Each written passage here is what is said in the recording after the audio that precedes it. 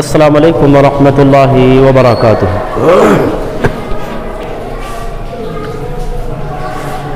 ان الحمد للہ نحمده ونستعینه ونستغفره ونؤمن به ونتوکل علیہ ونعوذ باللہ من شرور انفسنا ومن سیئات اعمالنا من يهده الله فلا مضل له ومن يضلله فلا هادي له ونشهد ان لا اله الا الله وحده لا شريك له ونشهد أن محمدا عبده ورسوله يا أيها الذين آمنوا اتقوا الله حق تقاته ولا تموتن إلا وأنتم مسلمون يا أيها الناس اتقوا ربكم الذي خلقكم من نفس واحدة وخلق منها زوجها وبث منهما رجالا كثيرا ونساء واتقوا الله الذي تساءلون به والأرحام إن الله كان عليكم رقيبا يا أيها الذين آمنوا اتقوا الله وقولوا قولا سديدا يصلح لكم أعمالكم ويغفر لكم ذنوبكم ومن يطع الله ورسوله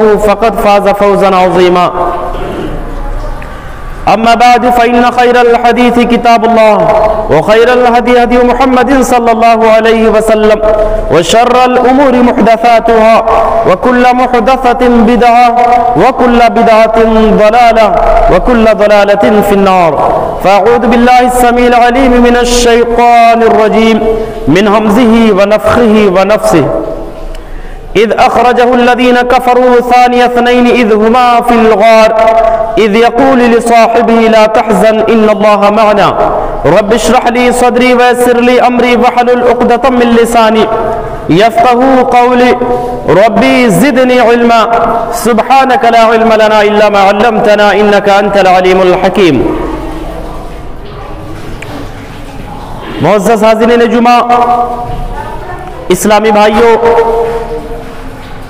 میری آواز کو سننے والی اسلامی خواتین، پردہ نشین، میری ماں اور بہنوں، ہر قسم کی عظمت و کبریائی اللہ وحدہ لا شریک، خالق کائنات، مالک ارض و سما کے لیے لائق اور سزاوار ہے، جو اس کائنات اور کائنات کل کا مربی اور پالنہار ہے۔ بعدہ لا کہا کرو رہا درود و سلام ہو اللہ کے تمام نبی و رسول پر، خصوصیت کے ساتھ اللہ کے آخری نبی مدنی کریم جناب محمد رسول اللہ صلی اللہ علیہ وسلم پر۔ حضرات،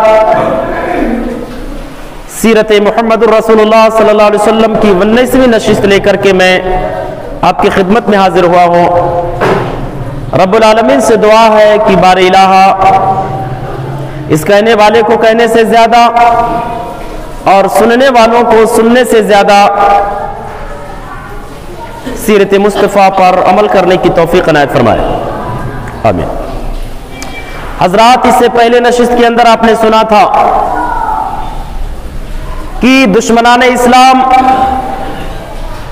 کفار و مشرکین نے جب نبوت کے چراغ کو گل کرنے کا پختہ اور مصمم ارادہ کر لیا، رب العالمین نے اپنے آخری نبی جناب محمد رسول اللہ صلی اللہ علیہ وسلم کو دشمنوں کے ارادے سے باخبر کیا اور اپنے نبی کو مکہ چھوڑنے کی اجازت بھی دی۔ چنانچہ اللہ کے نبی جناب محمد رسول اللہ صلی اللہ علیہ وسلم نے اللہ رب العالمین کی اجازت ملنے کے بعد سیدنا ابو بکر صدیق رضی اللہ تعالیٰ عنہ کی معیت میں آپ کے ساتھ میں مکہ سے نکل کر کے آپ غار ثور میں جا کر کے چھپ گئے، اور جب غار ثور میں آپ نے پناہ لیا، اس موقع پر آپ کے کھانے پینے کی ساری ذمہ داریاں خانواد ابو بکر صدیق رضی اللہ تعالیٰ عنہ نے لی۔ بڑے ذمہ داری کے ساتھ کھانے اور پانی کا انتظام کیا جاتا۔ دشمنوں کی تلاش جاری تھی، بڑے بڑے انعامات کے اعلانات کیے گئے کہ محمد صلی اللہ علیہ وسلم اور اس کے ساتھی کو جو بھی زندہ یا مردہ پکڑ کر کے لائے گا اس کو بہت بڑا انعام سے نوازا جائے گا۔ انعام کے حاصل کرنے کی لالچ میں بہت سارے لوگوں نے تلاشنے کی کوششیں کی۔ ہر شخص کی خواہش تھی کہ محمد اور اس کے ساتھی کو صلوات اللہ علیہ تلاشنے میں ہم کامیاب ہو جائیں تاکہ بڑا انعام ہمیں ملے۔ ایک کافر تلاشتے تلاشتے غار کے بالکل قریب پہنچ گیا، یہاں تک کہ آپ صلی اللہ علیہ وسلم اور ابو بکر صدیق رضی اللہ تعالیٰ عنہ اس کے قدموں کی آہٹ کو سننے لگے۔ بعض روایات کے اندر آتا ہے کہ بالکل وہ غار کے دہانے پر ایک کافر آ کر کے کھڑا ہو گیا۔ سیرت نگاروں نے لکھا ہے کہ وہ کافر اگر اپنے پاؤں کو دیکھتا، اپنے پاؤں کی طرف بھی نظر دوڑاتا تو محمد الرسول اللہ صلی اللہ علیہ وسلم اور ابو بکر صدیق رضی اللہ تعالیٰ عنہ پکڑ لیے جاتے، دیکھ لیے جاتے، لیکن رب العالمین نے اس کی نگاہ پر پردہ ڈال دیا، اسے اندھا بنا دیا، وہ دیکھ نہ سکا، ادھر ادھر دیکھ کر کے اور واپس لوٹ گیا۔ اب جب کافر غار کے دہانے تک پہنچ گئے تھے، ابو بکر صدیق رضی اللہ تعالیٰ عنہ کی قوت برداشت، آپ کا صبر جواب دے گیا، تڑپ اٹھے کہ کہیں ایسا نہ ہو ہم پکڑ لیے جائیں، دشمنوں کے ہاتھ لگ جائیں، لہذا یہاں چھپنا اور یہاں رہنا اب ہمارے لیے مناسب نہیں، خطرے سے خالی نہیں ہے۔ اسی مناسبت سے اللہ تبارک و تعالی نے قرآن مقدس کے اندر ارشاد فرمایا، اذ اخرجه الذين كفروا ثاني اثنين اذ هما في الغار اذ يقول لصاحبه لا تحزن ان الله معنا۔ ابو بکر صدیق رضی اللہ تعالیٰ عنہ گھبرائے ہوئے تھے، اللہ کے نبی اب ہم پکڑ لیے جائیں گے، دشمن ہم سے بالکل قریب پہنچ چکا ہے، اب کیا کیا جائے؟ اللہ کے نبی نے کہا ابو بکر غم نہ کرو، ابو بکر فکر نہ کرو، ہمارے ساتھ رب العالمین کی مدد ہے۔ اللہ کے نبی نے کہا اللہ رب العالمین ہمارے ساتھ، یعنی رب العالمین کی مدد ہمارے ساتھ ہے، ہم رب العالمین کی مدد اور اس کے مدد کے ساتھ یہاں پر موجود ہے، یہ دشمن ہمارا کچھ بگاڑ نہیں سکتے ہیں، کیونکہ رب العالمین نے وعدہ کیا ہے کہ محمد صلی اللہ علیہ وسلم یہ دشمن تمہارا کچھ بھی بگاڑ نہیں سکتے۔ ان سے ڈرنے کی اور ان سے گھبرانے کی ضرورت نہیں ہے۔ بہرحال دشمن غار کے دہانے تک پہنچے اور ناکام واپس لوٹ گئے۔ اور حضرات ہجرت کے سلسلے میں پیارے نبی جناب محمد الرسول اللہ صلی اللہ علیہ وسلم نے جو تدبیر اختیار کی، آپ نے جو پلان تیار کیا، نہایت پیارا پلان تھا، چونکہ آپ کا پلان یہ تھا کہ ہم جو مکہ سے نکلیں گے، مدینہ کا ارادہ ہوگا، لیکن ڈائریکٹ مدینہ کے راستے پر نہیں نکلیں گے، بلکہ مدینہ کے راستے سے ہٹ کر کے اپوزٹ سائڈ جو ہے خلاف سائڈ جو ہے ہم چل کر کے تقریباً 3 دن تک چھپے رہیں گے، یعنی 3 دن تک پہلا، دوسرا، تیسرا، یہ 3 دنوں میں جو لوگوں کے اندر سرگرمیاں زیادہ رہیں گی، تلاشنے کی کوششیں زیادہ کریں گے، 3 دن میں لوگ جب تھک ہار جائیں گے تو واپس آ جائیں گے۔ مکہ سے مدینہ جو ہے شمال میں، اور آپ صلی اللہ علیہ وسلم نے چھپنے کا پلان کیا جنوب میں، اور وہ بھی یہ پلان کیا کہ ہم جب غار سے نکلیں گے تو مدینہ جائیں گے، لیکن نئے راستے سے۔ اب نئے راستے پر جانے کے لیے ایک نئے رہبر کی ضرورت تھی، چنانچہ اللہ کے نبی جناب محمد الرسول اللہ صلی اللہ علیہ وسلم نے غار میں چھپنے سے پہلے ہی، آپ اس سے پہلے سنے تھے کہ عبداللہ بن اوریقط کو چند مزدوری یا چند اجرت کے عوض جو ہے یہ طے کر لیا تھا کہ آپ مجھے نئے راستے سے لے کر کے مدینہ پہنچائیں گے، اور ان کے پاس میں آپ نے 2 سواریاں بھی جمع کروا دی تھی بذریعہ حضرت ابو بکر صدیق رضی اللہ تعالیٰ عنہ، عبداللہ بن اوریقط کے پاس میں، اور یہ کہا عبداللہ بن اوریقط سے کہ دیکھو تیسرے دن آپ غار پر آنا، غار ثور پر آنا، وہاں ہماری ملاقات ہوگی اور نئے راستوں سے لے کر کے ہمیں مدینہ جانا۔ اللہ اکبر، بہت بڑی بات ہے، بہت بڑی بات ہے کہ ایسے خطرناک اور ایسے دہشتناک ایام میں جب بھی آپ کی جان خطرے میں ہو، ایک کافر پر بھروسہ کرنا، ایک کافر کو اپنا رازدار بنانا معمولی بات نہیں، بہت بڑی بات ہے۔ اس سے اندازہ ہوتا ہے کہ آپ صلی اللہ علیہ وسلم لوگوں کے نفس کو دیکھ کر کے پہچان لیتے تھے، یعنی مردم شناسی کا بہت بڑا گہرا علم رکھتے تھے۔ آپ صلی اللہ علیہ وسلم جانتے تھے کہ ہے تو یہ کافر، لیکن دھوکہ نہیں دے گا، دھوکہ نہیں دے سکتا۔ اور اس نے بھی الحمدللہ، عبداللہ بن اوریقط نے بھی جس طرح سے انسانیت نوازی کا ثبوت دیا، مکہ کی بہت بڑی انعامات کو ٹھکرا کر کے محمد الرسول اللہ صلی اللہ علیہ وسلم کے معمولی اجرت کو ترجیح دیا، دھوکہ نہیں دیا. اگر وہ چاہتا تو اشارہ کر دیتا کہ محمد اور ان کے ساتھی فلاں غار میں چھپے ہوئے ہیں اور یہ پکڑ لیے جاتے, بہت بڑا انعام اسے ملتا. لیکن اس نے معمولی اجرت کو بہت بڑی انعام پر ترجیح دیا, دھوکہ نہیں دیا. تیسرے دن عبداللہ بن اریقط غار ثور پہنچے, اللہ کے نبی سے ملاقات ہوئی, ساتھ میں عامر بن فہیرہ ابو بکر صدیق رضی اللہ تعالیٰ عنہ کے غلام بھی تھے. غار ثور تک پہنچے, وہاں سے تقریباً رات کے کچھ حصے گزر چکے تھے. اللہ کے نبی اور حضرت ابو بکر صدیق رضی اللہ تعالیٰ عنہ کو لے کر کے غار ثور سے سیدھا جنوب کی طرف نکلے, یمن کی طرف, کیونکہ دشمن ابھی بھی تلاشیں گے تو مدینہ کی طرف جائیں گے, ادھر نہیں آئیں گے. عبداللہ بن اریقط جو تھے یہ صحرائی اور بیابانی راستوں کے بہت بڑے ماہر تھے. ہر شخص جو پرانے راستے پر چلتا ہے, جو پرانا راستہ جو اس کے علم میں ہوتا, نیا راستہ جو ہوتا ہے یہ بہت کم لوگ جانتے. تو صحرائی بیابانی راستوں کے بارے میں جو ہے ان کو بڑی مہارت تھی. عبداللہ بن اریقط کو ابھی مسلمان نہیں ہوئے تھے, بعد میں چل کر کے غالباً یہ غزوہ احد میں یا غزوہ احد کے بعد میں اسلام انہوں نے قبول کیا ہے. عبداللہ بن اریقط تو سیدھا جنوب کی طرف جو ہے نکلے اور خوب دور لے جا کر کے سیدھا پچھم مڑ گئے. پچھم مڑے سمندری ساحلی راستے کی تلاش میں کہ اب سمندری اور ساحلی راستہ پکڑیں گے وہاں سے, اور وہاں سے سیدھا پھر ادھر شمال کی طرف لے کر کے مدینہ کی طرف روانہ ہو جائیں گے. صحیح بخاری کی روایت ہے, حضرت ابو بکر صدیق رضی اللہ تعالیٰ عنہ بیان کرتے ہیں کہ ہم جو ہے پوری رات چلتے رہے, آدھا دن بھی گزر گیا. خوب شدت کی دھوپ جب خوب تیز ہو گئی تو آرام کی ضرورت محسوس کیا. ہم لوگوں نے ایک بہت بڑا چٹان ملا, اس چٹان کے سائے میں رکا, صاف صفائی کیا. اللہ کے نبی جناب محمد رسول اللہ صلی اللہ علیہ وسلم کو کہا کہ اللہ کے نبی آپ آرام کر لیں. اللہ کے نبی آرام کرنے کے لیے لیٹے, آنکھ لگ گئی. آپ آرام کرو, میں تھوڑا حالات کا جائزہ لے کر کے آتا ہوں. باہر نکلے, ایک بکری کا چرواہا بکریوں کا ریوڑ لے کر کے وہ بھی چٹان ہی کی طرف آرام کرنے کے لیے آ رہا تھا. ابو بکر صدیق رضی اللہ تعالیٰ عنہ نے کہا کہ بھائی کہاں کے رہنے والے ہیں؟ راوی کا اختلاف ہے کہ انہوں نے یہ کہا کہ یہ مدینہ کی بکریاں مدینہ کے کسی آدمی کی بکری یا مکہ کے کسی آدمی کی بکری ہے, یعنی اجرت پر وہ بکریوں کو چرا رہے تھے. ابو بکر صدیق رضی اللہ تعالیٰ عنہ نے کہا ان میں سے کچھ بکریوں کو دودھ آتا ہے؟ چرواہے نے کہا ہاں. کہا پھر تھوڑا مجھے دے دو.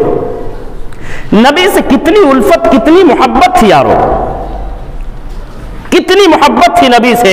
کہا تھوڑا دودھ مجھے دے دو. اس چرواہے نے اپنے برتن میں, اپنے کاسے میں تشتری میں دودھ نکالا, تھوڑا دہا, اور حضرت ابو بکر صدیق رضی اللہ تعالیٰ عنہ کو دے دیا. ابو بکر صدیق رضی اللہ تعالیٰ عنہ نبی کے پاس میں دودھ لے کر کے آئے. دیکھیں اللہ کا نبی سو رہے ہیں, جگایا نہیں, دودھ لے کر کھڑے انتظار کر رہے ہیں کہ اللہ کے نبی کی نیند کب کھلے گی اور یہ دودھ جو ہے ان کو پیش کیا جائے. اللہ کے نبی کی جب نیند کھلی, ان کی آنکھیں کھلی, کہا ابو بکر ابھی وقت چلنے کا وقت نہیں آئے گا؟ ابو بکر نے کہا اللہ کے نبی وقت تو ہو گیا ہے, اب تو نکلنا ہی ہے, لیکن یہ دودھ تازہ دودھ ہے, لیجئے اس کو نوش کر لیجئے. اللہ کے نبی نے دودھ پیا, تھوڑی جسم میں توانائی آئی, پھر سفر شروع کر دیا. سفر چلتے رہے. اسی سفر میں آگے چل کر کے ام معبد کا خیمہ ملا. وہ خیمہ جو آپ نے بارہا سنا ہوگا واقعہ, کہ اللہ کے نبی نے ام معبد کے خیمے پر پہنچے. ابو معبد گھر پر نہیں تھے, کافی شدت کی بھوک لگی ہوئی تھی نبی کو. اللہ کے نبی نے ام معبد کو دیکھا کہ اب یہ ایک چیز یہاں اعتراض مت کرنا کہ ایک عورت سے نبی بات کیسے کر رہے ہیں. ابھی پردے کا حکم نازل نہیں ہوا تھا, پردے کا حکم نازل مدینہ میں ہوا ہے, مکہ میں نہیں. ابھی مرد عورت ایک دوسرے سے بات کرتے تھے, ایک دوسرے کو دیکھتے تھے اور دیکھ سکتے تھے, چونکہ ابھی پردے کا کوئی تصور ہی نہیں تھا. فیس ٹو فیس مرد عورت سے بات کرتے تھے, کر سکتے تھے. بعد میں جب مدینہ آئے تو یہاں پر جو ہے پردے کا حکم نازل ہوا. تو اللہ کے نبی نے ام معبد سے کہا کہ آپ کے شوہر کہاں ہیں؟ انہوں نے کہا میرے شوہر بکریوں کو چرانے کے لیے دور دراز جنگلوں میں گئے ہیں. کہا بھوک بڑی تیز لگی, اگر کوئی بکری ہو دودھ والی تو اس کا تھوڑا دودھ نکال لیا جائے.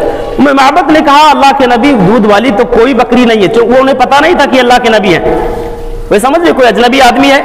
کہا بھائی یہاں پر دودھ کی تو کوئی بکری نہیں ہے, لیکن اللہ کے نبی کی کردار, کیریکٹر, آپ کی شکل صورت کو دیکھ کر کے کافی متاثر ہوئی. وہ اللہ کے نبی کی نظر کونے میں ایک بکری پر پڑی جو بالکل بیمار تھی. اللہ کے نبی نے اس بکری کی طرف اشارہ کیا, کہا وہ بہت بیمار کمزور ہے, وہ چلنے کے قابل بھی نہیں ہے, اس میں دودھ کیسے نکلے گا. نبی نے کہا اگر اجازت ہو تو میں کوشش کر کے دیکھ لوں. میں معبد نے کہا بالکل اجازت ہے. اللہ کے نبی نے جب اس پر ہاتھ لگایا, اس کے تھن پر ہاتھ لگایا, اللہ رب العالمین نے معجزاتی طور پر اس تھن کے اندر دودھ بھر دیا.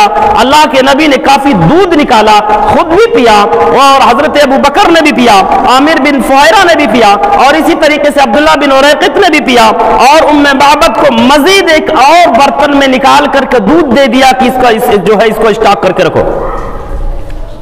کچھ ٹائم کے بعد جب ابو معبد آئے, آپ کو احساس ہوا بکری کو دیکھ کر کے کہ بکری تو چلنے کے قابل نہیں تھی, یہ کھڑی ہوئی ہے, چل رہی ہے. دودھ پر نظر پڑی ام معبد, یہ دودھ کہاں سے آیا. اس نے پورا واقعہ بیان کیا. ابو معبد نے کہا اب اس کا حلیہ بیان کرو. صحیح بخاری میں اس کا حلیہ, آپ صلی اللہ علیہ وسلم کے حلیے کا تذکرہ ام معبد نے جو کیا ہے, اس طرح سے آپ صلی اللہ علیہ وسلم کے کردار, کیریکٹر, شکل صورت, آپ کی بالکل سیرت کا تذکرہ کر رہی ہیں اپنے شوہر ابو معبد کے پاس میں. یوں لگ رہا تھا کہ ابو معبد محمد رسول اللہ صلی اللہ علیہ وسلم کو دیکھ رہے ہیں اپنے نظروں سے. ابو معبد نے کہا یہ وہی شخص ہے, یہ وہی آدمی ہے قریش جس کا تلاش کر رہے ہیں, جس کا تذکرہ کر رہے ہیں, جس کے پکڑنے پر بہت بڑا انعام رکھا گیا ہے. یہ بہت ہی نیک آدمی ہے, کاش میں اس آدمی سے ملاقات کر پاتا, یا ملاقات کے لیے کوئی راستہ نکلتا تو میں اس آدمی کے ساتھ میں رہتا. ابو معبد نے اپنی خواہش ظاہر کی.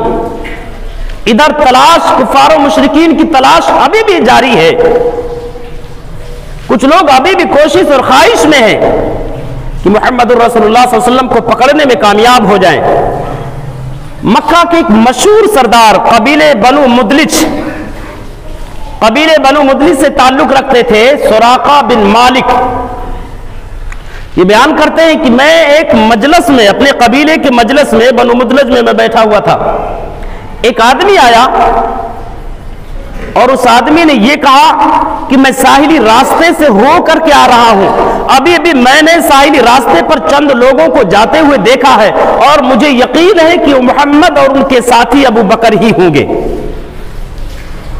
سراقہ بن مالک کہتے ہیں جب اس آدمی نے یہ خبر دیا تو مجھے یقین ہو گیا کہ سچ میں وہی ہے, لیکن میں نے لوگوں کا ذہن بھٹکانے کے لیے یہ کہا.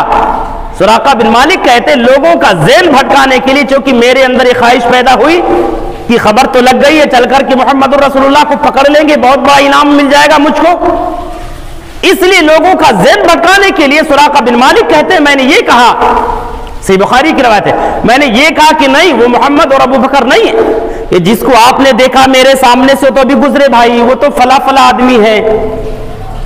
جلدی سے مجلس ختم کیا, گھر گئے, اپنا تیر اور ترکش اور نیزہ لیا, اور اپنی لوڈی سے کہا کہ میرا گھوڑا جو ہے آپ فلاں جگہ لے کر کے آؤ, شہر سے باہر لے کر کے وہاں پہنچو, چونکہ اگر یہ گھوڑے سے سوار ہو کر کے گھر سے نکلتے لوگ سمجھ جاتے ہو نہ ہو ابو سے کیا نام ہے سراقہ کو کچھ نہ کچھ سراغ لگا ہے, اس لیے انہوں نے اپنے لوڈی سے کہا شہر سے باہر میرے گھوڑے کو لاؤ. وہاں گئے, ان کی لوڈی نے ان دن تک گھوڑا پہنچایا, وہاں سے انہوں نے سواری کیا اور بڑی تیزی سے ساحلی راستے سے ہو کر کے محمد الرسول اللہ صلی اللہ علیہ وسلم کا پیچھا کیا. بیان کرتے ہیں کہ میں آپ سے اتنا قریب ہو گیا کہ انسانی شبیہ نظر آنے لگی, دور سے دکھائی دینے لگا کہ ہاں کچھ لوگ آگے جا رہے ہیں.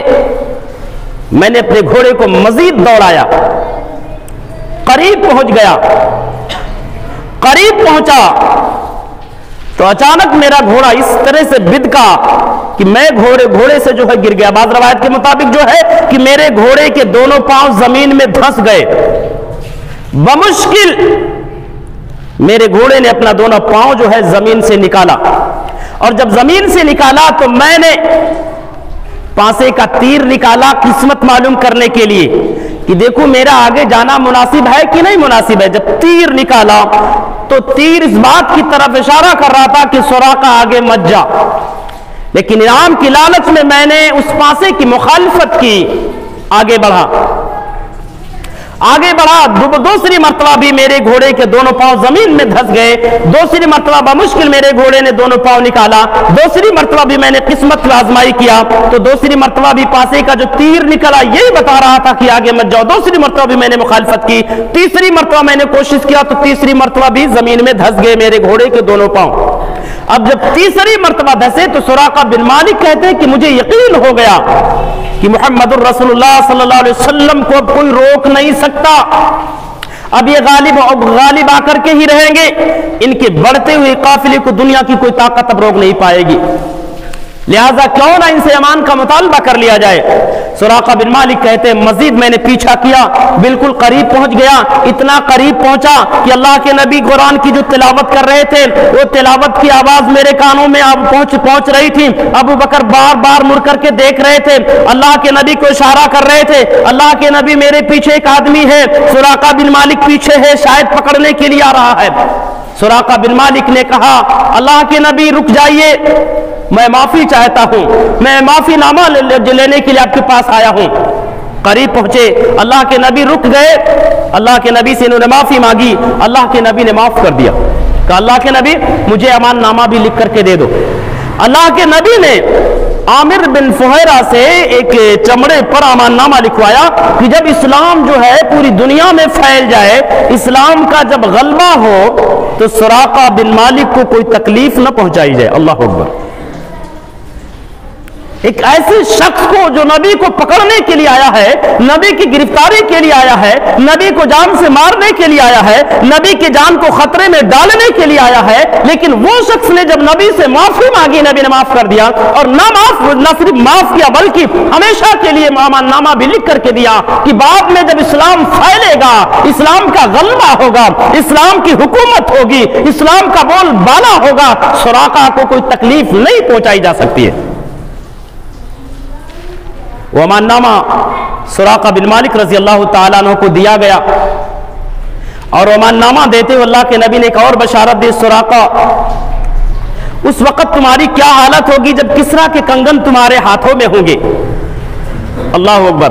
ऐसे बेबसी बेकसी के आलम में मुहम्मदुर रसूलुल्लाह सल्लल्लाहु अलैहि वसल्लम अपनी उम्मत के रोशन मुस्तकबिल की बशारत दे रहे हैं। गोया कि अल्लाह के नबी ये कह रहे हैं कि अनकरीब कैसरो किसरा की दौलत, कैसरो किसरा के खजाने मुसलमानों के कदमों में गिरने वाले हैं। गोया कि ऐ सुराका तुम्हारे जिंदगी में वो दिन करीब है, वो दिन करीब आने वाला है जिस दिन किसरा के कंगन तुम्हारे हाथों में होंगे। किसरा जानते हैं यमन के बादशाह का लक़ब था, रूम के बादशाह का लक़ब कैसर था और यमन के बादशाह का लक़ब किसरा था। तो अल्लाह के नबी ने सफरे हिजरत में सुराका रजी अल्लाह ताला अन्हु को बशारत दी थी कि अनकरीब मुसलमान कैसर किसरा को फतेह करने वाले हैं, और अल्लाह के नबी की ये पेशीन गोई खलीफा सानी सैयदना उमर बिन खत्ताब रजी अल्लाह ताला अन्हु के ज़माने खिलाफत में पूरी हुई कि मुसलमानों ने बहुत सारे शहरों को, बहुत सारे बस्तियों को फतेह किया। आए दिन मुसलमान जो है मुसलमानों की फतुहात का सिलसिला बढ़ता जा रहा था। मुसलमानों ने कैसर किसरा को भी फतेह किया, रूम और ईरान को भी फतेह किया। रूम और ईरान के खजाने सरजमीन मदीनतुल मुनव्वरा दारुल खिलाफा में लाए गए, उसमें किसरा के सोने के कंगन भी थे। हजरत उमर बिन खत्ताब रजी अल्लाह ताला अन्हु ने सुराका बिन मालिक को बुलाया और बुला करके सुराका के हाथों में सोने के कंगन पिन्हाए और रोने लगे कि अल्लाह के नबी ने जो सफरे हिजरत में जो पेशीन गोइयां की थी, कितनी जल्दी वो पेशीन गोई पूरी हुई। हजरत सुराका रजी अल्लाह ताला अन्हु कंगन लेते हुए रोने लगे। तो हजरात इसी सफरे हिजरत में आपके जानिसार साथी सैयदना अबू बकर सिद्दीक रजी अल्लाह ताला अन्हु ने जिस कदर जानिसारी पेश की थी और जिस कदर आपसे उल्फत और मोहब्बत का सबूत पेश किया था, तारीख उसकी मिसाल नहीं पेश कर सकती। अल्लाह के नबी सफर में बढ़ते जा रहे हैं, बढ़ते जा रहे हैं। ابو بکر صدیق رضی اللہ تعالیٰ عنہ کبھی آگے چلے جاتے ہیں، کبھی پیچھے آ جاتے ہیں، کبھی آگے جاتے ہیں، کبھی پیچھے جاتے ہیں، بار بار یہ معاملہ اللہ کے نبی دیکھ رہے ہیں۔ اللہ کے نبی سے برداشت نہ ہوا، کہنے لگے ابو بکر ماجرا کیا ہے؟ ابو بکر کیا بات ہے؟ کبھی آگے جاتے ہیں، کبھی پیچھے جاتے ہیں۔ ابو بکر کہہ رہے اللہ کے نبی، جب مجھے ڈاؤٹ ہوتا ہے، جب مجھے شک ہوتا ہے، میرے دل میں خیال پیدا ہوتا ہے دشمن آگے نقم میں لگا ہوگا، دشمن آگے چھپا ہوا ہوگا، آگے سے آپ پر حملہ کرنے والا ہے، جیسے میرے دل میں خیال پیدا ہوتا ہے میں سامنے آ جاتا ہوں، سامنے جب پہنچتا ہوں میرے دل میں خیال آتا ہے دشمن پیچھے سے آئیں گے، مکہ کی طرف سے آئیں گے، اس لیے میں پیچھے آ جاتا ہوں تاکہ محمد الرسول اللہ پر کوئی ظالم اگر حملہ کرے، کوئی نیزے سے تیر اور تلوار سے حملہ کرے تو اس کا حملہ اس کے نیزے اور تیر اور تلوار سب سے پہلے ابو بکر کے جسم پر پڑے۔ اللہ کے نبی آپ محفوظ ہے۔ یہ تھی محبت، یہ تھی محمد الرسول اللہ صلی اللہ علیہ وسلم سے الفت محبت، آپ سے جانساری، آپ سے جو ہے قربت کا ثبوت ہے کہ اللہ کے نبی محفوظ رہے، میری جان چلی جائے کوئی پرواہ نہیں، لیکن اللہ کے نبی کو کچھ بھی نہ ہو۔ کتنی محبت تھی۔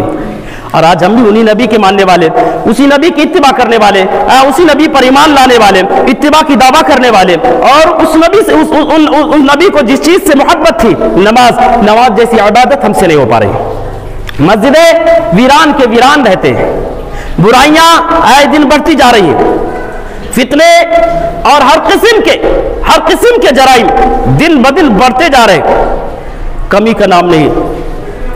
ہر دن سروے کے مطابق ارتداد، مسلم لڑکیاں کثرت سے مذہب اسلام کو چھوڑ رہی ہیں، اور مسلمان بے فکر ہو کر کے خواب و غفلت کی نیند سوئے ہوئے ہیں، کوئی پرواہ نہیں، فلاں کی بیٹی مرتد ہو رہی ہے، فلاں کی بچی ہے، فلاں کی بہن ہے، فلاں کی رشتہ دار ہے، ہماری تھوڑو ہے۔ یاد رکھنا اگر پڑوسی میں آگ لگی ہے تو اس آگ کی چنگاری ہمارے گھر تک پہنچنے والی ہے، ہماری خاموشی ہمارے گھر کو جلائے گی۔ ضرورت اس بات کی مسلمانوں بیدار ہوں، اور بیداری کا مطلب یہ نہیں کہ ہم اور آپ لڑائی کے لیے نکل جائیں، نعوذ باللہ، ہمارا مذہب اس کے خلاف ہے۔ اس کا مطلب کہ آپ بیدار ہونے کا مطلب یہ کہ ہم دیندار بنیں، تعلیمی بیداری پیدا کریں اپنے گھروں میں، اپنے شہر میں، اپنی بستی میں، اپنے گاؤں میں، اپنے سماج میں، اپنے معاشرے میں دین کو پھیلائے۔ علوم شرعیہ سے یہ بلد جو لوگ ہیں، جو علوم دینیہ سے جو واقف نہیں ہیں، وہ معمولی چیزوں کی لالچ میں مذہب اسلام کو چھوڑ دے رہے ہیں۔ اور اس سے زیادہ خطرناک، اس سے زیادہ تاریک دن ہمارے نظروں کے سامنے۔ مسلمانوں، ہمارا جو مستقبل ہے یاد رکھنا اس سے زیادہ بھیانک نظر آ رہا ہے، اس سے زیادہ خطرناک نظر آ رہا ہے۔ لاکھوں لڑکیاں مرتد ہو چکی ہیں، اور یہ تو رہا لڑکیوں کا مسئلہ۔ یاد رکھنا اگر ہم نے ابھی ہم میں بیداری پیدا نہیں ہوئی، ابھی بھی اگر ہم سوئے ہوئے نیند سے جاگے نہیں، تو یاد رکھنا اس سے زیادہ تعداد میں مرد مرتد ہونے والے ہیں۔ نوٹ کر لینا اس بات کو، یہ میرا تجربہ ہے، میں اپنے علم اور تجربات کی روشنی میں کہہ رہا ہوں، کسی سے سن کر کے نہیں۔ حالات جس قدر پیچیدہ ہوتے جا رہے، خطرات سے بھرتے جا رہے، ایک دن ایسا بھی آنے والا ہے مسلمانوں کہ ہر شخص سوچے گا اسلام چھوڑ دو، کیا فائدہ اسلام میں رہنے کا، مسلمان سے ہم کو تکلیف ہے، مسلمان ہم کو مارتے ہیں، مسلمان ہمارا پڑوسی ہے، ہم بھوکے مرتے ہیں، کبھی ہمارا خیال نہیں کیا، بیمار تڑپتے ہیں، کبھی ہمیں جو ہمارا علاج و معالجہ نہیں کروایا گیا، کبھی دواخانے تک لے جایا نہیں گیا، ہمارے بچے جو ہے بے تعلیم ہیں، ان کی تعلیم کی کوئی فکر کوئی پرواہ نہیں کرتا، ہماری جمعیت و جماعت سوئی ہوئی ہے، ہمارے ذمہ داران کو کوئی فکر نہیں ہے، کیونکہ ان کے پاس دولت ہے۔ اب کچھ بھی غریبوں کے ساتھ کتنی لڑکیاں ایسی ہیں جو بیچاری دولت کی وجہ سے، پیسوں کی وجہ سے ان کی شادیاں نہیں ہو پا رہی، ویسے اپنے گھروں میں بے شادی بیٹھی ہوئی ہیں، کیونکہ پیسہ ہی نہیں ہے۔ اب لالچی خود جو ہے یہ دہیج کے جو للچائی لوگ ہیں، بغیر دہیج کوئی شادی ہی نہیں کرتے۔ بہرحال تو یہ تھی اللہ کے نبی جناب محمد الرسول اللہ صلی اللہ علیہ وسلم سے الفت و محبت سیدنا ابو بکر صدیق رضی اللہ تعالیٰ عنہ کی۔ یہی وجہ کہ اللہ کے نبی نے اپنے زندگی کے آخری مرحلے میں آپ صلی اللہ علیہ وسلم نے یہ کہا کہ اس دنیا کے اندر جس نے بھی مجھ پر احسان کیا ہے، میں نے سب کے احسان کا بدلہ دنیا میں چکا دیا ہے، سوائے ایک ابو بکر صدیق رضی اللہ تعالیٰ عنہ کے، ان کے احسان کا بدلہ میں اس دنیا میں نہیں دے سکا۔ اتنا احسانات ابو بکر صدیق رضی اللہ تعالیٰ عنہ کے محمد الرسول اللہ صلی اللہ علیہ وسلم پر تھے۔ بہرحال مزید اور آگے گئے، سفر ہجرت میں آگے بڑھتے جا رہے ہیں، सरजमीन मक्का के कुछ कुफार और मुशरिकीन बगरज़ तिजारत को ही बाहर गए हुए थे, वो मक्का को लौट रहे थे। हालात मक्का से उनको वाकफियत नहीं थी। उन्होंने अबू बकर को देखा, क्योंकि अबू बकर कुछ बुजुर्गी के अय्याम में दाखिल हो चुके थे, उनके दाढ़ी और सर के बाल पकने लगे थे। अब आज तो मासूम छोटे छोटे बच्चों को भी पकड़े थे, इसका मतलब थोड़ो की बुढ़ा हो गया। बहरहाल वो दराजी उम्र को पहुंच गए थे। अल्लाह के नबी अभी जवान हुए थे, अल्लाह के नबी अभी जवानी की आलम में पहुंचे हुए थे, और अबू बकर सिद्दीक रजी अल्लाह ताला अन्हु बुढ़ापे में पहुंच चुके थे। तो उस जमाने में बुजुर्गों की बड़ी कदर होती थी, बुजुर्गों की बड़ी अहमियत थी। उस जमाने में मशवरा इन्हीं से लिया जाता था, इनका बड़ा एहतराम किया जाता था। बच्चों और जो है नौजवानों को इतनी कदर, इतनी अहमियत नहीं थी। तो बहरहाल कुछ लोग, कुछ ताजिरों की नजर अबू बकर पर पड़ी, अबू बकर को पहचान गए। अल्लाह के नबी का चेहरा सफर की वजह से गर्द आलूद हो चुका था, गर्द आलूद था, चूंकि अल्लाह के नबी सामने थे, उनका रदीफ अबू बकर सिद्दीक रज़ी अल्लाह ताला अन्हु थे, पीछे बैठे थे। तो जाहिर सी बात है कि गर्दो गुबार का जमाना था, क्या गर्दो गुबार सामने से उड़ते थे तो अल्लाह के नबी के चेहरे पर पड़ते थे, इसलिए चेहरा गर्द आलूद था। गर्द आलूद होने की वजह से वो ताजिर आप सल्लल्लाहु अलैहि वसल्लम को पहचान नहीं सके कि ये है कौन। अबू बकर को पहचान निकलने लगे, अबू बकर कहां जा रहे हैं? अबू बकर सिद्दीक रज़ी अल्लाह ताला ने कुछ कहा नहीं, कहा ये साथ में कौन? कहा रजुलुन यहदीनी, ये वो आदमी है जो मुझे रास्ता बता रहा है। ताजिरों ने समझा कि शायद ये मदीना जा रहे हैं और मदीना का रास्ता ये आदमी बताने वाला है, मदीना को कोई रास्ता बताने वाला आदमी है। हालांकि अबू बकर सिद्दीक रजी अल्लाह ताला का इशारा था कि ये खैर का रास्ता बताने वाला है, ये जन्नत का रास्ता बताने वाला है, ये हिदायत का रास्ता बताने वाला है, ये मोहम्मदुर रसूलुल्लाह है। इसी को तौरिया कहते हैं कि आप झूठ भी ना बोले और अपने मकसद में कामयाब भी हो जाएं। आप झूठ भी ना बोले, अपने मकसद में कामयाब भी हो जाएं और सामने वाले के शर से भी बच जाएं। क्योंकि हदीस के अंदर आता है इन्ना फिल मआरिद लमंदूहतन अलिल कज़िब, झूठ से बचने के लिए सबसे बेहतर तरीका तौरिया का इस्तेमाल करना। जैसे अबू बकर सिद्दीक ने कहा ये मुझको रास्ता बताने वाला, ये नहीं कहा कि कौन सा रास्ता बताने वाला, आपने झूठ नहीं बोला। बहरहाल आपने अपना सफर जारी रखा, मजीद आगे गए। इसी सफर में हजरत बुरैदा असलमी रजी अल्लाह ताला अन्हु से भी मुलाकात हुई। हजरत बुरैदा भी आपको गिरफ्तार करने के लिए आए थे, अभी इस्लाम कबूल नहीं किया था बुरैदा असलमी। अल्लाह के नबी से जब मुलाकात की, गुफ्तगू हुई, मुलाकात के बाद हजरत बुरैदा जिस कदर मुतस्सिर हुए कि कलमा पढ़ करके वापस लौटे, और न सिर्फ कलमा पढ़कर वापस लौटे, हजरत बुरैदा असलमी रजी अल्लाह ताला अन्हु अपने कबीले के 70 लोगों को भी मुसलमान बना, जिम्मेदारी ली कि मेरे कबीले के 70 लोग भी मुसलमान हो रहे हैं, चूंकि अपने कौम के सरदार थे, अपने कबीले के, हजरत बुरैदा असलमी रजी अल्लाह ताला अन्हु। बहरहाल हजरत प्यारे नबी जनाब मोहम्मदुर रसूलुल्लाह सल्लल्लाहु अलैहि वसल्लम ने अपना सफर जारी रखा, यहां तक कि मदीना के करीब पहुंच गए। और इधर मदीना वालों को जो है खबर पहुंचा दी गई थी कि अल्लाह के नबी मक्का से निकल चुके, मदीना आने वाले हैं। मदीना वालों की मोहब्बत का यह आलम था कि रोजाना सुबह निकलते थे, अल्लाह के नबी की इस्तकबाल के लिए रोजाना सुबह निकलते थे, हर्रा की तरफ निकल जाते थे। जिस तरफ अल्लाह के नबी मदीना आने वाले थे, उसी रास्ते पर सुबह से लेकर के दोपहर तक खूब तेज धूप हो जाती थी। इंतजार करते करते वापस आ जाते कि अल्लाह के नबी आज नहीं आएंगे, वापस घरों को आ जाते थे। एक दिन ऐसा हुआ कि जैसे ये लोग इंतजार करके अपने घरों को वापस आए, सबसे पहले अल्लाह के नबी जनाब मोहम्मद रसूलुल्लाह सल्लल्लाहु अलैहि वसल्लम पर एक यहूदी की नजर पड़ी। वो अपने किसी टीले पर चढ़ करके किसी चीज का दीदार कर रहा था, मुशाहिदा कर रहा था। अचानक उसकी नजर मोहम्मद रसूलुल्लाह सल्लल्लाहु अलैहि वसल्लम पर पड़ी। फौरन वो समझ गया कि ये मोहम्मद रसूलुल्लाह और उनके साथी ही हैं। बेखुद होकर के, बेखुदी के आलम में जोरदार आवाज में उसने पुकारा कि अरब के लोगों, जिस आदमी का तुम इंतजार कर रहे थे वो आदमी आ चुका है।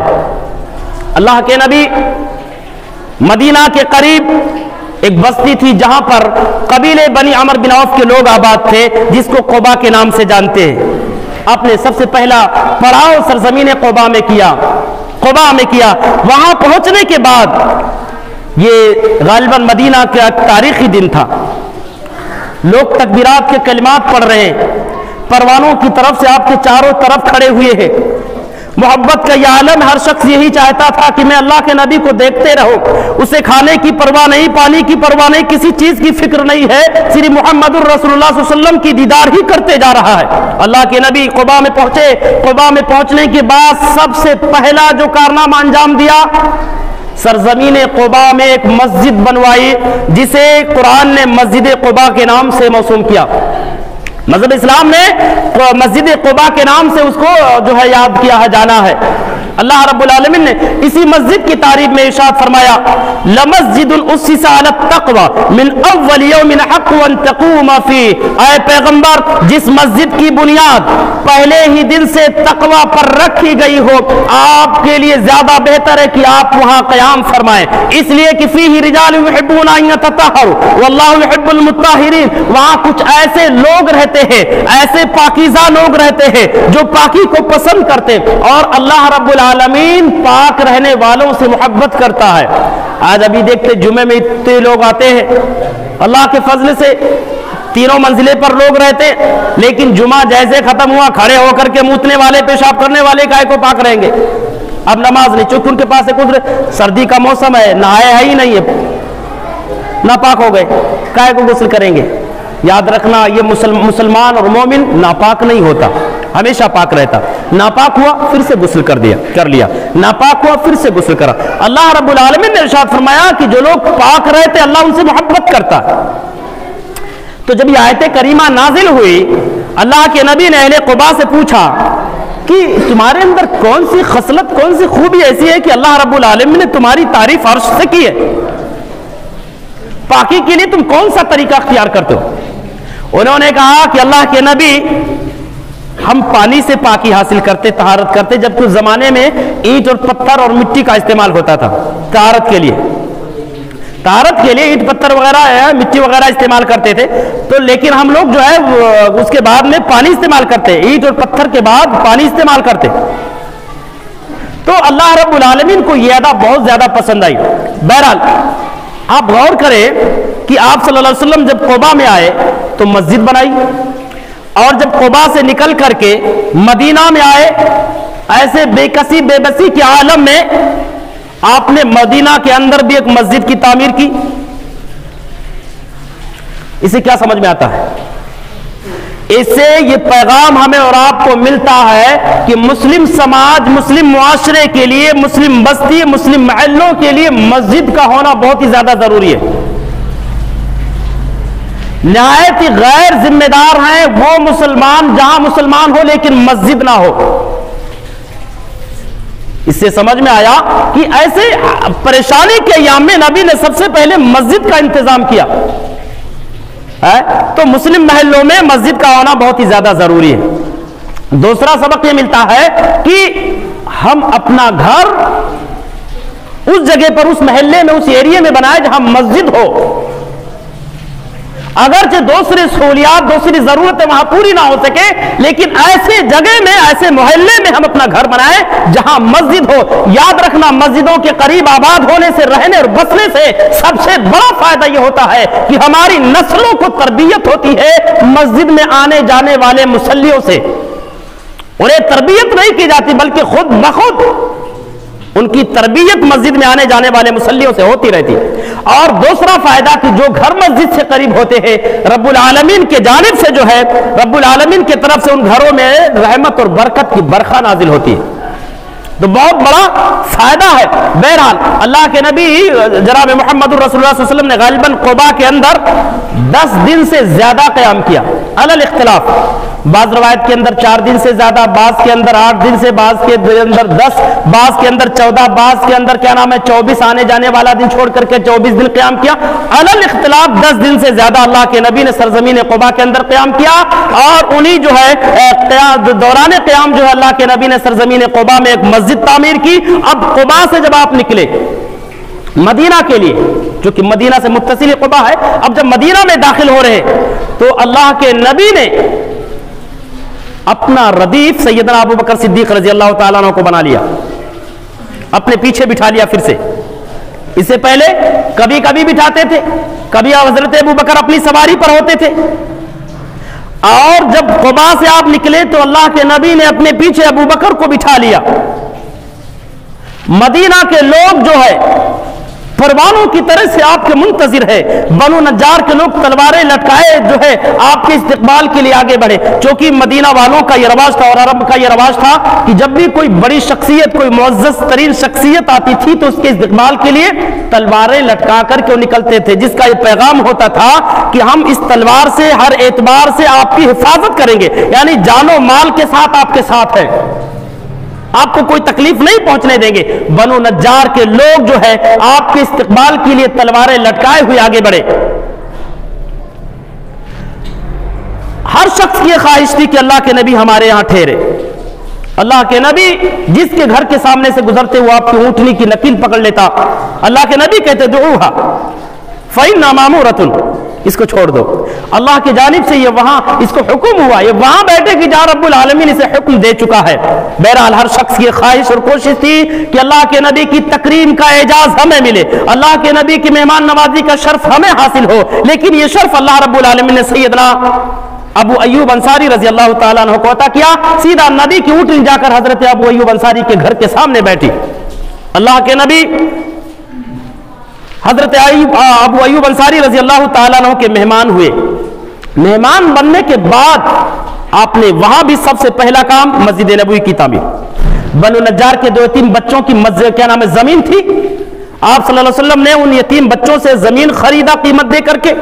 خریدنے کے بعد دیکھا کہ یہاں مشرکین، کفار و مشرکین کی پرانی قبریں ہیں، تو آپ نے سب سے پہلے حکم دیا کہ ان قبروں کو اکھاڑا جائے، ان کی کھدائی کی جائے. کھدائی کی گئی آپ کے حکم سے. وہاں جو بھی ہڈیاں ملی ہڈیوں کو دوسری جگہ منتقل کی گئی. یاد رکھنا کہ قبر پر مسجد بنانا جائز نہیں ہے، حرام ہے. اسلام میں قبر کے اندر مسجد بنانا، قبر پر مسجد بنانا حرام ہے. وہاں اگر مسجد بنا دی گئی تو اس مسجد میں نماز پڑھنا حرام ہے. یہ مسئلہ نوٹ کر لینا. اگر حرام نہیں ہوتا تو وہ قبریں بوشیدہ ہو چکی تھی، قبروں کے لتا پتہ نہیں تھا، کچھ اس میں صرف نشانات باقی تھے. چونکہ وہ عربوں کا رواج تھا کہ ہر قبر پر وہ پتھر نصب کر دیتے تھے، جس سے یہ جانا جاتا تھا کہ یہاں کسی کی قبر ہے، اس پر نام نوٹ کر دیا جاتا تھا. تو اللہ کے نبی نے سب سے پہلا کام یہ کیا کہ اس سرزمین کو قبروں سے پاک اور صاف کیا. کیونکہ قبر کا مسجد سے کوئی تعلق نہیں ہے اور مسجد کا قبر سے کوئی تعلق نہیں ہے. اگرچہ وہ قبریں بہت بڑے پیر، بزرگ اور ولی کی کیوں نہ ہو، لیکن اس قبر پر مسجد بنانا جائز نہیں ہے، اور نہ ہی قبر پر بنی ہوئی مسجد میں نماز پڑھنا جائز ہے. ہندوستان کا تو یہ رواج ہے، آپ اگر سروے کریں گے بہت سارے مساجد آپ کو ملیں گے جن مساجد کے کسی کونے، کسی گوشے میں آپ کو کوئی نہ کوئی قبر ملے گی. بہت سارے مساجد ملیں گے، وہ چاہے کوئی بہت بڑا پیر رہا ہو، بزرگ، کسی کی بھی قبر ہو. تو اللہ کے نبی نے سب سے پہلے اس زمین کو قبروں سے پاک اور صاف کیا. پاک اور صاف کرنے کے بعد نبی نے مسجد نبوی کی بنیاد رکھی. صحابہ کرام بڑی نافشانی، بڑی محنت، بڑی مشقت سے کیا نام ہے مسجد کی تعمیر کروا رہے ہیں. اینٹ اور پتھر ڈھو ڈھو کر کے لا رہے، اٹھا کر کے لا رہے ہیں. اللہ کے نبی بذات خود، اللہ کے نبی بنفس نفیس اینٹ اور پتھر اٹھا کر کے لاتے مسجد نبوی کی تعمیر کے لیے. اگر آپ چاہتے آپ صرف حکم دیتے، آپ کے حکم کو فالو کرنے کے لیے صحابہ کرام موجود تھے، لیکن آپ صرف حکم نہیں دے رہے تھے، بلکہ حکم کے ساتھ ساتھ اللہ کے نبی بذات خود اینٹ اور پتھر اٹھا کر کے لا رہے. مسجد کی تعمیر ہو رہی، دنیا والوں کو میسج دے رہے اپنے اس کردار حسنہ سے کہ کائنات کے لوگوں، مثالی لیڈر وہ ہوتا ہے، مثالی ذمہ دار وہ ہوتا ہے، مثالی رہنما، رہبر اور اگوا وہ ہوتا ہے جو حکم کے ساتھ ساتھ عمل کر کے بھی دکھائے. ایسا تھوڑا ہے. اور آج ہمارے ذمہ داروں کا عالم یہ ہے کہ کسی بھی ڈپارٹ کا آپ لے لو، صرف مسجد کا نہیں، کسی بھی ڈپارٹ کے ذمہ داروں کا ذمہ دار بن گئے تو سمجھ لو کہ بہت بڑے عہدے پر فائز ہو گئے. اب ان کو مسجد کی کوئی پرواہ تھوڑا ہے. مسجد کی ضروریات کیا ہے، مسجد کے اندر کیا چیز ہے، کیا نہیں ہے، کس چیز کی کمی، کس چیز کی ذاتی، اس کی کوئی فکر تھوڑا. آپ بہت سارے مساجد کو دیکھ لو، آپ یہ نہ سمجھے شاید جناب کا کہنا اسی مسجد کے، الحمدللہ ساری ضروریات ہیں، ساری چیزیں یہاں مہیا ہے. تو بہت سارے مساجد آپ دیکھیں گے، بہت سارے مساجد آپ دیکھیں گے کہ بیچارے یہی امامت کرنے والے، یہاں کا کوئی مسئلہ نہیں. دوسرے مساجد آپ دیکھیں گے وہ بیچارے امامت کرنے والی، کوئی صاف صفائی کرنے والا بھی نہیں پہنچتا. چونکہ اب پیسوں کی ریل پہلے کمی ہے ہی نہیں ہے، تو اب امام صاحب تو کر ہی لیں گے، سب کچھ کر لیں گے، اس لیے کہ نبی نے اینٹ اور پتھر ڈھوئے تھے اور صحابہ کرام بیٹھ کر مزہ لے رہے تھے، نعوذ باللہ ثم نعوذ باللہ۔ تو بہت سارے مساجد ایسے ہیں جو جمعے جیسے مبارک دن میں بھی یہ مبارک گھر پاک اور صاف نہیں ہوتے، غلیظ رہتے، اور کتنے لوگ ایسے آپ کو ملیں گے جو تمباکو حرام ہے کھانا، تمباکو کھا کر کے بیڑی پیتے ہوئے آئیں گے مسجد میں، سگریٹ پیتے ہوئے آئیں گے، ایک پھونک اور مار لیں، ایک پھونک اور مار لیں، یہی سوچ کر کے ایک پھونک مارتے مارتے سیدھا مسجد کے وضو خانے تک پہنچتے، سیدھا وضو خانے میں ڈال دیتے، تمباکو کھا کر کے یہاں رکھتے، پتہ اتنی غلیظ چیز ہے کیسے کھا پاتے، میں تو یہ اس گندگی کو منہ میں رکھتے کیسے، میرے سمجھ میں نہیں آتی، اتنی گندی چیز منہ کے اندر رکھتے اور مسجد کے اندر آتے سیدھا نکال کر کے وضو خانے میں ڈال دیتے، پان اتنا زیادہ کھا کر آتے، منہ بھر کر آتے، سیدھا وضو خانے میں اڑیل دیتے۔ غلط چیز، ایک تو حرام چیز کھا رہے ہیں اور وہ حرام چیز ایک اللہ کے گھر میں لا کر کے اڑیل لیں، یہ کہاں سے جائز اور مناسب؟ تو بہرحال صحابہ کرام رضوان اللہ علیہ مجمعین نے بڑی محنت سے اینٹ اور پتھر ڈھو ڈھو کر کے، اور اللہ کے نبی بذات خود اینٹ اور پتھر لا لا کر کے مسجد نبوی کی تعمیر کیا۔ اور حضرات ایک اور چیز سوال ذہن میں اٹھتا کہ اللہ کے نبی نے کوئی مدرسہ، کوئی یونیورسٹی، کوئی مطلب لائبریری کا انتظام نہیں کیا مدینہ پہنچنے کے بعد؟ سب سے پہلے مسجد کیوں بنوائی؟ سب سے پہلے سوال پیدا ہوتا ہے نا، مسجد جیسے مکہ میں آپ نے سب سے پہلے کیا نام ہے ایک اسکول کھولا تھا، دار ارقم، وہاں صحابہ کرام کی تربیت ہوتی تھی۔ مدینہ قباء میں پہنچے سب سے پہلے مسجد بنا رہے ہیں، کیوں؟ سب سے پہلے تو یہ کیا نام ہے کہ تاکہ یہاں 5 وقتہ مسلمان جو ہے نماز پابندی کے ساتھ نماز پڑھیں، اور اصل مقصد تو اللہ کی عبادت ہے، لیکن عبادت کے ساتھ ساتھ یہ مساجد مسلمانوں کے اجتماعیت کے مظہر ہوتے، مسلمانوں کے اتفاق و اتحاد کے مظہر ہوتے ہیں یہ مساجد۔ یہاں سے جو ہے غریبوں کی مدد کرنے کا درس ملتا ہے، یہاں سے مجبوروں کی مجبوری میں ان کا سہارا بننے کا پیغام ملتا ہے۔ کیسے؟ کوئی شخص، کوئی مصلی 5 وقتہ روزانہ پابندی کے ساتھ نماز میں حاضر رہتا، روزانہ 5 وقت، اچانک وہ 1-2 دن نہیں دکھ رہا ہے، تو اس کی کمی غالباً مسجد کے اکثر و بیشتر مصلی محسوس کریں گے کہ فلاں صاحب روزانہ آتے تھے، آج کہاں ہیں؟ کل بھی نہیں تھے، آج بھی نہیں ہے، دکھ ہی نہیں رہے کسی نماز میں، کیا بات ہے؟ اب آپ تلاش کریں گے، پتہ لگائیں گے، کوشش کریں گے کہ گئے کہاں۔ آپ نے جب پتہ کیا تو پتہ لگا کہ فلاں صاحب جو ہمارے درمیان کل تک نماز میں پابندی کے ساتھ آتے تھے، آج وہ بستر مرگ پر پڑے ہوئے ہیں، بیمار ہیں، علاج و معالجے کے لیے ان کے پاس پیسہ نہیں ہے، جس دن سے بیمار ہوئے ان کے بیوی بچے بہت زیادہ پریشان ہیں، ان کی کوئی جو مدد کرنے والا نہیں۔ اللہ اکبر! گویا کہ اس مسجد نے ایک مجبور کے مجبوری کا پتہ دیا آپ کو۔ یہ پتہ کہاں سے ملا آپ کو؟ آپ کے اندر ہمدردی پہ۔ یاد رکھنا، اگر آپ مخلص مصلی ہیں، آپ سچے مصلی ہیں، اللہ کی رضا کے لیے نماز میں آتے ہیں، اللہ کی قسم ہر نمازی سے محبت ہوگی آپ کے دل میں، نفرت نہیں ہوگی، نفرت نہیں ہوگی۔ ایک نمازی سے نفرت کرے، گویا کہ اس کی نماز ہو ہی نہیں رہی، وہ نماز گڑبڑ کر رہا ہے، یا تو وضو صحیح سے نہیں کر پا رہا ہے، یا تو ارکان نماز گڑبڑ کر دے رہا ہے، اس لیے نمازیوں سے نفرت اس کے دل میں ہو رہی۔ نمازی سے نفرت نہیں کر سکتا۔ تو بہرحال آپ کو ایک مجبور کی مجبوری کا پتہ کس نے دیا؟ مسجد نے۔ اس کی کمی جب آپ نے محسوس کیا، اس کے گھر تک جب آپ گئے تو پتہ چلا کہ وہ بیچارہ بیمار ہے۔ اب آپ اس کی تعاون کی پلان کریں گے، کوشش کریں گے، لوگوں سے کچھ پیسہ لے کر کے اس کے علاج اور معالجے کی کوشش کریں گے، گویا کہ آپ ایک مجبور کی جو ہے مدد کر رہے، اور یہ پیغام، یہ درس کہاں سے ملا؟ مسجد سے۔ تو بہرحال انشاءاللہ اور بہت ساری باتیں آنے والے جو ہے درس میں، آنے والے جو ہے نشست کے اندر انشاءاللہ تعالی ہم رکھیں گے۔ ہم اللہ سے یہ دعا کرتے ہیں کہ بار الہ ہم تمام مسلمانوں کو مذکورہ بیان سے جو بھی میسج، جو بھی پیغامات، جو بھی دروس، جو بھی واعظ و نصیحتیں ہمیں ملی ہیں، اللہ ہم تمام مسلمانوں کو ان تمام واعظ و نصیحتوں پر عمل کرنے کی اور اپنے زندگی میں جگہ دینے کی توفیق عنایت فرمائے۔